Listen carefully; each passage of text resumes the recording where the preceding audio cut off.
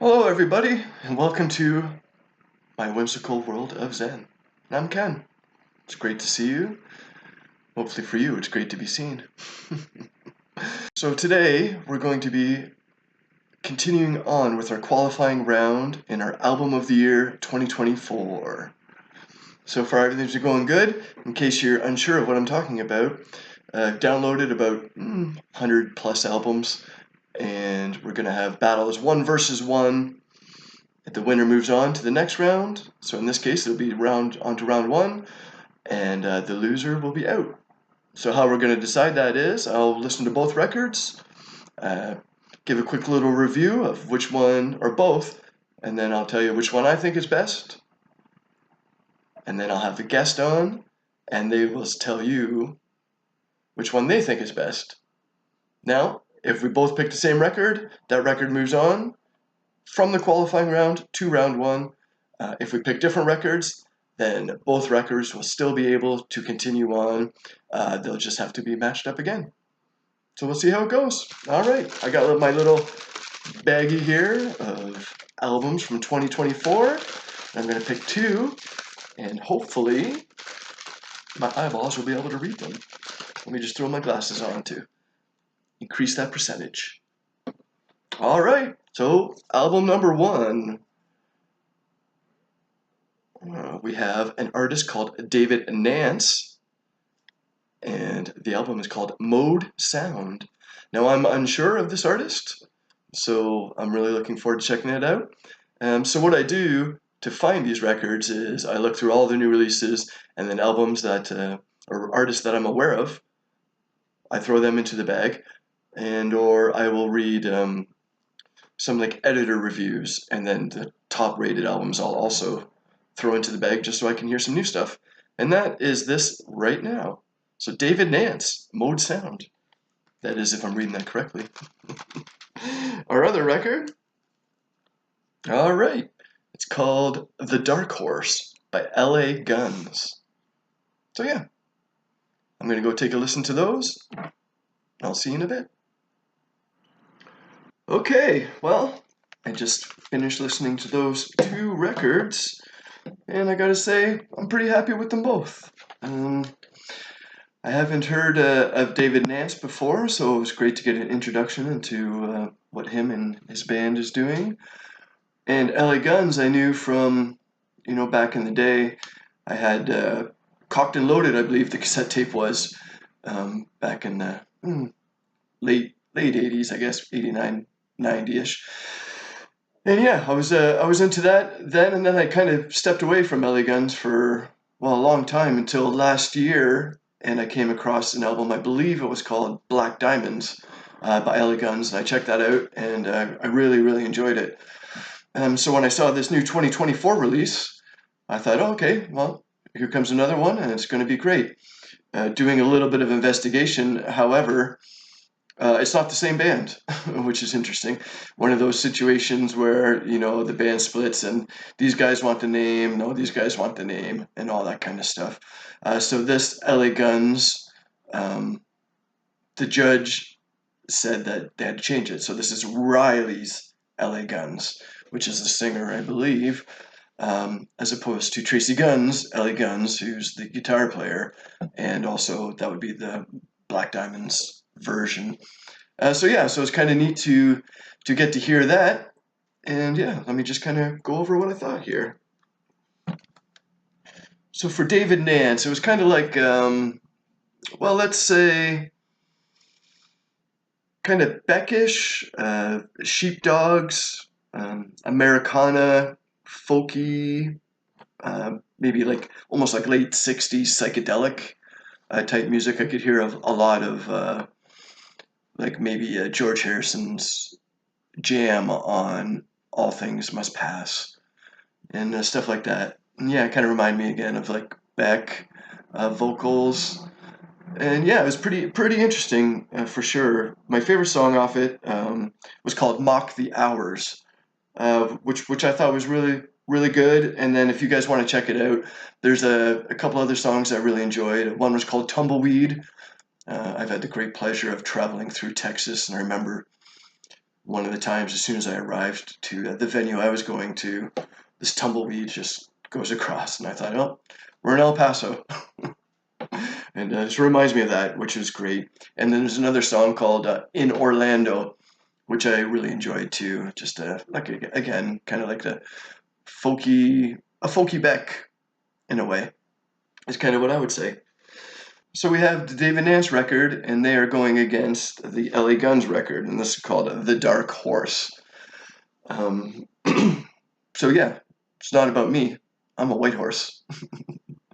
Hyphen Ross, no, Weizenross, I believe, German something. You don't know the story, but I do, so I'm amused by it. But yeah, I would check that song out too. Orlando, Tumbleweed, and Mock the Hours from David Nance. Back to LA Guns, The Dark Horse. So yeah, this album didn't quite stand up to what I was expecting going in. I thought it'd be a real guitar, heavy sleaze rock kind of vibe. And it wasn't really that. It was kind of more like I would say, an indie hard rock type produced album is kind of what I'm going for here. Now, some of my favorite songs, I had While I'm Away, which is a song, I guess, being on the road, right? And the life that it is while they're away on tour, as opposed to their life being at home, right? And then they had another song that I really enjoyed, and it was called Rewind. And that was just kind of about, for me, it was about, looking back at the past and, living in that space for a moment, but knowing that you can't stay there. So, yeah, LA Guns, The Dark Horse versus David Nance Mowed Sound. I have a winner. Now, my winner is LA Guns, The Dark Horse. It was close. It was, within, 7 points or so. I think just the overall sound on the LA Guns record was a little bit more similar, I suppose. Where I find the David Nance record, some of the songs had a certain tone to it. Americana, Southern type of vibe, but then some of them were a little bit more experimental, I would say. Which, for album of the year, it just kind of brought that score down just a tiny bit. So yeah, LA Guns. Now, that being said, LA Guns will be moving on to round one if our special guest today agrees with me. So, let me talk about my special guest today. So this is my friend Peter, and we are in a band together. We're in a cover band right now called JPK, and I really enjoy making music with Pete. I met him while we went to high school together, but I remember my very first band, pro band, in 99 we started. It's called Tommy Rod, and I played with Pete until 2007 when I left to join the Joys.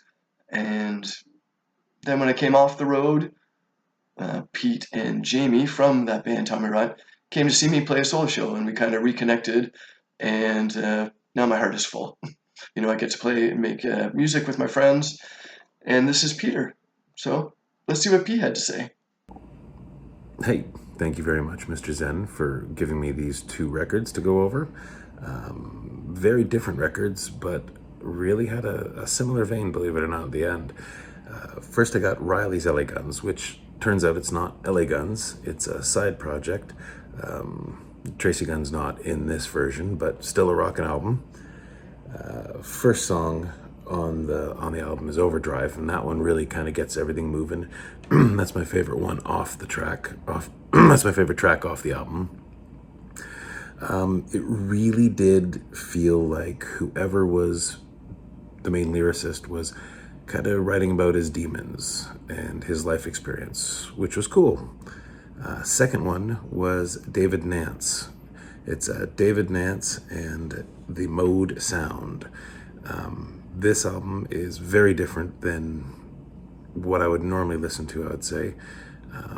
Feels like there's lots of loops, and he's a singer-songwriter, and I wasn't sure what to expect.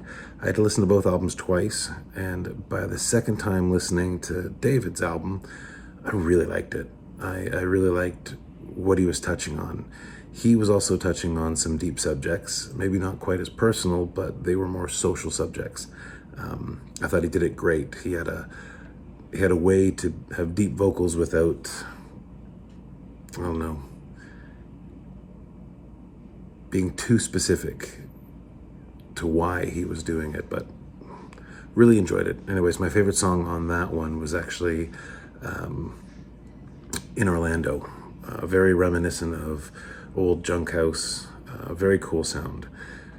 The other one on Riley's LA Guns was Rewind. It was the second song on the album. Now, I did find with Riley's LA Guns that as the album progressed, it kind of lost its steam.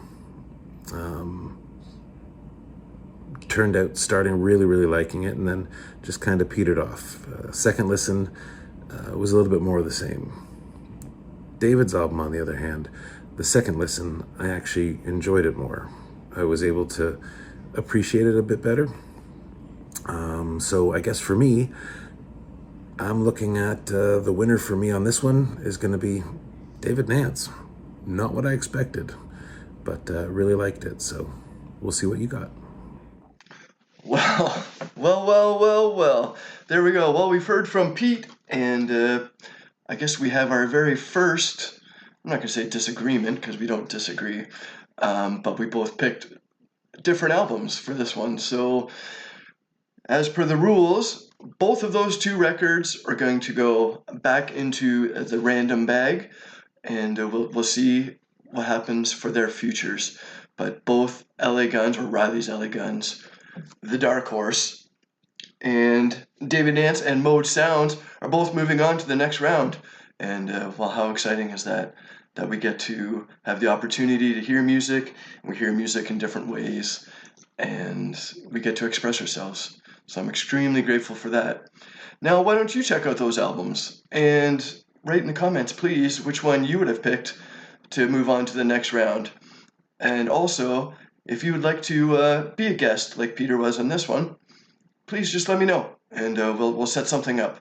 It's really fun, low pressure. It's really just about enjoying music and hearing new things instead of getting stuck listening to the same things over and over and over again. And growth. So yeah, thank you guys so much for checking this out. And both LA Guns and David Nance are continuing on, I suppose. It's the best way to say that in the qualifying round. So we don't have a winner today, but maybe we're all winners, just by listening and discussing things that we love and our passions. All right, Whimsical. Bye-bye.